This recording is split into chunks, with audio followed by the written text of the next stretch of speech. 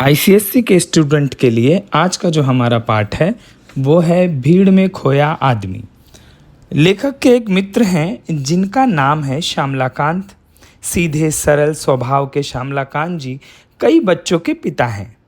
2 वर्ष से ही हरिद्वार में रहते हैं। एक बार लेखक को उनकी लड़की के विवाह में सम्मिलित होने के लिए हरिद्वार जाना था।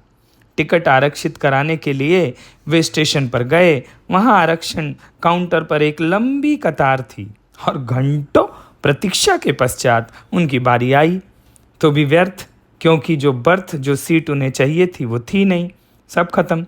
परंतु मित्र की लड़की का विवाह और जाना ज़रूरी था, इसीलिए उन्होंने आरक्षण के बिना ही यात्रा करने के लिए वे विवश हो गए, मजबूर थे, क्योंकि भाई दोस्त की बात है। निश्चित तिथि पर उन्होंने टिकट लिया, साधारण सा। गाड़ी में बैठने के लिए स्थान ढूंढने लगे, पर स्टेशन पर बहुत भीड़ थी। कुली ने खिड़की से किसी प्रकार लेखक को अंदर धकेला। लक्सर स्टेशन पर ट्रेन बदलने के लिए वे खिड़की से कूदकर ही रेल के बाहर निकले, जहां से गए थे वहीं से बाहर। और जब उन्होंने बाहर आके देखा, पूरी ट्रेन की छत भी यात्रियों से भरी थी। लेखक ने अनुभव किया कि जनसंख्या अधिक होने के कारण ही व्यक्ति रेल के नियम, व्यवस्था, अनुशासन सभी को भंग करने के लिए मजबूर है। हरिद्वार स्टेशन पर श्यामलाकांत जी का बड़ा बेटा दीनानाथ उन्हें लेने आया था। पढ़ाई पूरी होने के 2 वर्ष पश्चात भी उसकी अभी तक नौकरी नहीं लगी थी। क्यों? क्योंकि रोजगार कार्यालय में वो गया, उसने अपना नाम पंजीकृत किया, लेकिन वहाँ के जो भी कार्यकर्ता थे उन्होंने कहा कि अरे हज़ारों लोग तुमसे पहले आ चुके हैं। उन्होंने अपना पंजीकृत किया है, फिर भी जल्दी नौकरी मिलने की आशा न करना। घर पहुंचने पर लेखक ने देखा कि एक छोटे से मकान में सामान की ठूसम ठास और बच्चों की भीड़। पूछने पर पता चला कि 2 वर्ष की भागदौड़ के पश्चात 2 कमरों का ये मकान बड़ी मुश्किल से उन्हें मिला। उनके मित्र ने कहा, यार दूर दूर तक कई कॉलोनियां बन गई हैं। जनसंख्या के बहुत बढ़ जाने के कारण मकान और खाद्यान्न की कमियां निश्चित होने वाली हैं। श्यामलाकांत की पत्नी, जो धर्मपत्नी, शरीर दुबला पतला, चेहरा पीला पड़ गया।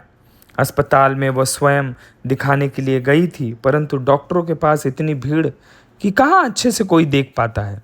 और उन्होंने बताया कि विवाह के लिए दर्जी के पास कपड़े सिलवाना चाहती थी, पर किसी दर्जी के पास फुर्सत ही नहीं थी।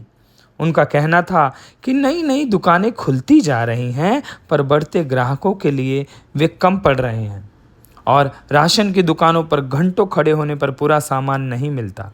अर्थात लेखक कहते हैं कि सभी सुविधाएं तीव्र गति से, स्पीड से बढ़ रही हैं, पर जनसंख्या उनसे भी तेजी से बढ़ रही है।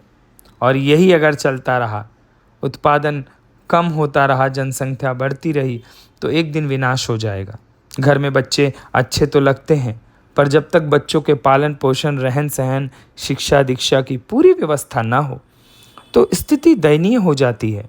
बीमारी, कुपोषण, गंदे छोटे मकान, वायु की कमी, दूषित वातावरण, सीमित परिवार, स्वच्छ जल, वायु साफ, तो जिंदगी एकदम ग्रेट।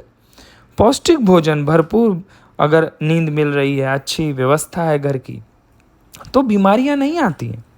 लेकिन हमारे देश में इस तरह जनसंख्या बढ़ रही है कि वो दिन दूर नहीं है जब इस भीड़ में हम खो जाएंगे और उस भीड़ में पैदी जो समस्या जो उत्पन्न होंगी वो हमें बर्बाद कर देगी। तो ये एक विचारात्मक निबंध है और इस निबंध से बड़े सुंदर तरीके से लेखक ने जनसंख्या वृद्धि, पर्यावरण के प्रदूषण की समस्या पर बहुत सुंदर ये निबंध लिखा है और जो बहुत ही कारगर है। तो इस तरह से मेरे चैनल को सुनते रहिए और सब्सक्राइब कीजिए। धन्यवाद।